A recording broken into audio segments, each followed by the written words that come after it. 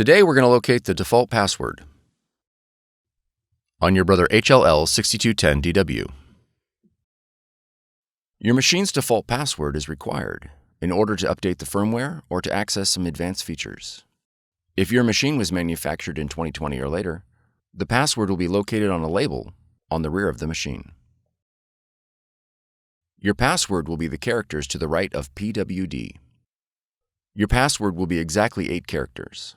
It will be case-sensitive and may include letters, numbers, and symbols. For older machines without a password label, use the word initpass or the word access as the default password. When prompted, enter the default password in the password field.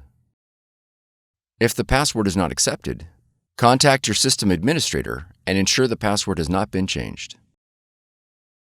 For more tutorials, FAQs, and videos, visit us at www.brother-usa.com.